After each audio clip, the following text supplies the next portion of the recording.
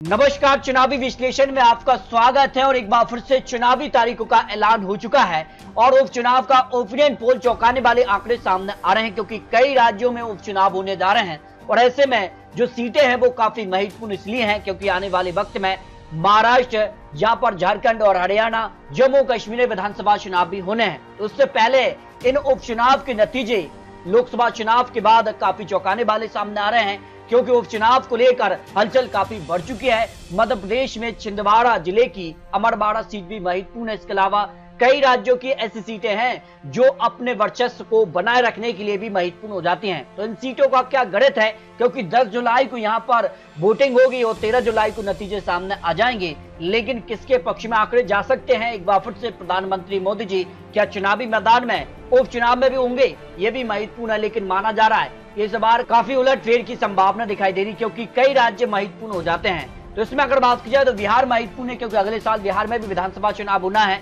और बिहार की अगर सीट की बात की जाए तो रुपौली जो बिहार की सीट है ये आरजेडी कोटे से यहाँ पर बीमा भारती रिजाइन के चलते खाली हुई है। और ऐसे में माना जा रहा है कि रुपौली विधानसभा सीट पर इस बार सीधे तौर पर भारतीय जनता पार्टी से JDU plus Bharatiya Janata party का गठबंधन, और यहाँ कांग्रेस के लिए यहाँ पर आरजेडी प्लस कांग्रेस गठबंधन के लिए। लेकिन पलड़ा यहाँ पर आरजेडी का भारी हो सकता है, क्योंकि यहाँ पर बात की जाए तो उनकी ही सीट ये खाली हुई है। लेकिन माना जा रहा है कि सीट पर कांटे की टक्कर होगी और बिहार में काफी हलचल यहाँ पर दिखाई दे रही है।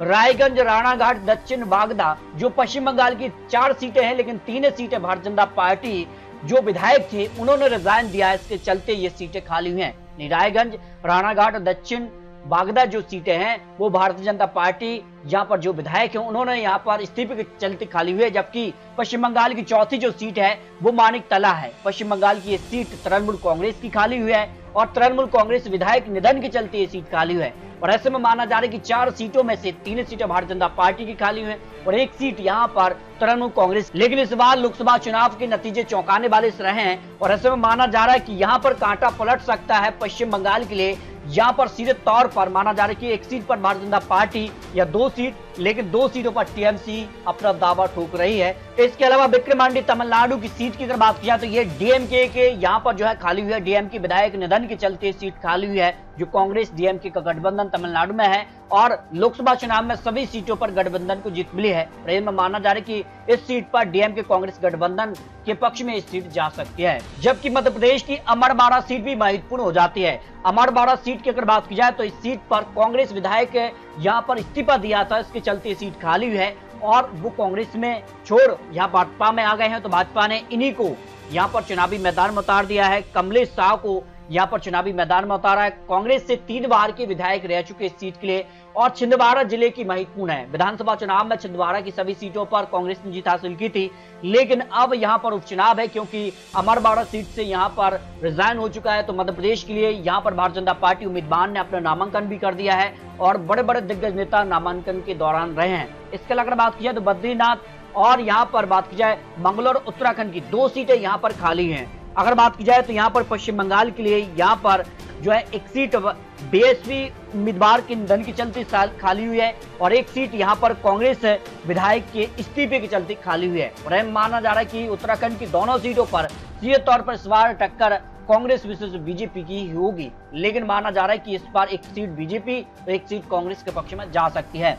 भाई अगर बात की जाए जालंधर वेस्ट पश्चिम बंगाल की सीट भी महत्वपूर्ण है, क्योंकि आम आदमी पार्टी विधायक के यहाँ पर रिजाइन के चलते सीट खाली हुई है। और ऐसे में माना जा रहा है कि इस सीट पर जो है सीधे तौर पर त्रिकोणीय टक्कर देखने को मिल सकती है, क्योंकि जिस तरह से पंजाब में आम आदमी पार्टी, कांग्रेस और भारतीय जनता पार्टी में टक्कर हुई, लेकिन यहाँ पर पलड़ा आम आदमी पार्टी प्लस कांग्रेस का भारी हो सकता है, जो अनुमान लगाया जा रहा है। इसके अलावा अगर बात की जाए तो देहरा, हमीरपुर और नालागढ़ सीट भी महत्वपूर्ण मानी जा रही है।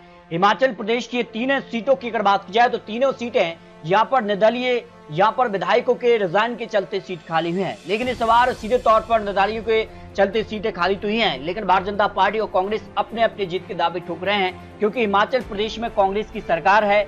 यहाँ पर बात की जाए तो इस बार बड़े बड़े दिग्गज नेता इन तीनों सीटों पर अपने अपने जीत के दावे ठोक रहे हैं। लेकिन आपको बता दें कि तीनों सीटों पर भारतीय जनता पार्टी प्लस कांग्रेस की टक्कर हो सकती है। ऐसे में माना जा रहा है कि 7 राज्यों की 13 विधानसभा सीटों पर जो उपचुनाव होगा वो आने वाले विधानसभा चुनाव और यहाँ पर किसके वर्चस्व की लड़ाई में कौन आगे होगा, ये काफी महत्वपूर्ण होता है। लेकिन लोकसभा चुनाव के बाद इन राज्यों के जो आंकड़े हैं वो काफी चौंकाने बन रहे हैं। कई राज्यों में यहाँ पर बड़ा उलटफेर उपचुनाव में देखने को मिल सकता है। तो दोस्तों, आपको क्या लगता है उपचुनाव में कौन आगे दिखाई देगा, इसको लेकर आप याद रख सकते हैं। बहुत जल्द आपको और महत्वपूर्ण विश्लेषण दिखाने जा रहे हैं। तो मिलते हैं और लेटेस्ट और महत्वपूर्ण विश्लेषण के साथ। तब तक के लिए जय हिंद, जय भारत।